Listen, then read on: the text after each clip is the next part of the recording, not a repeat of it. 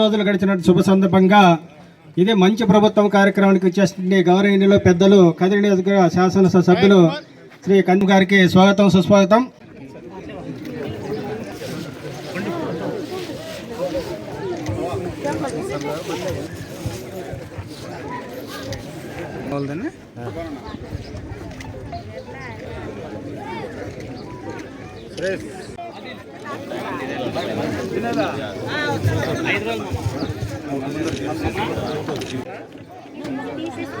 బాబు బాబు ఎనికి రమ్మా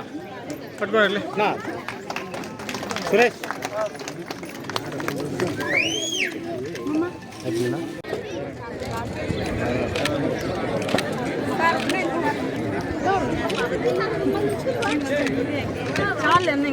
అర్హులైనటువంటి ప్రతి ఒక్కరికి కూడా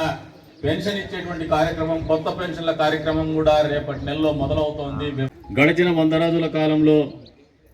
ఏదైతే పెన్షన్ల రూపేణ, సామాజిక పెన్షన్ల రూపేణ గత ప్రభుత్వం 2000 రూపాయల పెన్షన్ని 3000 చేయడానికి 5 సంవత్సరాలు తీసుకుంటే, ఎన్నికల సమయంలో మాట ఇచ్చినాం, హామీ ఇచ్చినాం, పెన్షన్లు పెంచబోతున్నాం. మేము అధికారంలోకి వస్తే ఎక్కడైతే మేము మేనిఫెస్టోని ప్రకటించినామో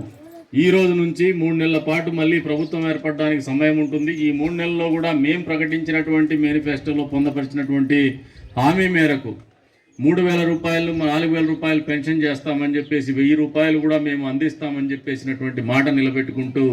ప్రభుత్వం ఏర్పడినటువంటి మొదటి రోజునే 1వ తారీఖున 4000 రూపాయలు పెన్షన్తో పాటు 3000 బకాయి రూపంలో మీకు 7000 అందించినటువంటి ఘనత ఈ ప్రభుత్వానికి దక్కుతుందని ఈ సందర్భంగా తెలియజేస్తాము. అంతేకాదు, ఈ రాష్ట్రంలో గడిచిన ఎన్నికల సందర్భంగా ఒక్కసారి గమనిస్తే చదువుకున్నటువంటి పిల్లలు మాతో పాటు ఎన్నికల ప్రచార కార్యక్రమంలో రాత్రనక, పగలనక, ఎండనక, వాననక 45-46 డిగ్రీల సెంటీగ్రేడ్ ఉష్ణోగ్రతలో కూడా మధ్యాహ్నం కూడా మాతో పాటు నడిచినటువంటి నిరుద్యోగ యువత ఎదురు చూస్తోంది. చంద్రబాబు నాయుడు గారి వైపు ఉద్యోగాలు రావాలా, గత ప్రభుత్వం మోసం చేసింది, జాబ్ క్యాలెండర్ పేరు మీద అనే ఆలోచనతో ప్రకటించినటువంటి మా ప్రభుత్వం ఏర్పడితే మొట్టమొదటి సంతకం మెగా డిఎస్సి మీదే పెడతామని చెప్పి ఇచ్చినటువంటి హామీ మేరకు మొదటి సంతకం చంద్రబాబు నాయుడు గారు మెగా డిఎస్సి మీదే పెట్టినటువంటి ఆలోచనని మీరు మంచి ప్రభుత్వం అనడానికి మీకు అందరూ కూడా మనసు ఒప్పుకుంటుందని నేను నమ్ముతున్నాను. ప్రభుత్వంలో పేదలు ఎక్కడైనా మండలాల నుంచి మీరు పట్టణానికి పోయినా, లేదు ఇంకా మండలంలో ఎక్కడైనా రద్దీగా ఉన్నటువంటి ప్రాంతాల్లో కావచ్చు, పేదలు పని మీద వస్తే, లేదంటే కార్మికులు ఎవరైనా ఆకలి తీర్చుకోవాలంటే, పట్టడన్నం దొరకాలంటే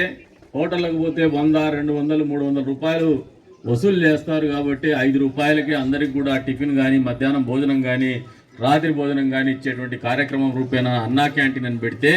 గడిచిన పాలకులు జగన్మోహన్ రెడ్డి గారు రాగానే అన్నా క్యాంటీన్లు మూసేయించినటువంటి ఘనత అయిందైతే, ఈ ప్రభుత్వం ఏర్పడినటువంటి 100 రోజుల్లోనే 175 నియోజకవర్గాల్లో కూడా అన్నా క్యాంటీన్లకు తెరిచినటువంటి ఘనత మాది అని చెప్పేసి కూడా ఈ మధ్య, అందుకనే ఇది మంచి ప్రభుత్వం అని చెప్పేసి ఈ సందర్భంగా తెలియజేస్తాను.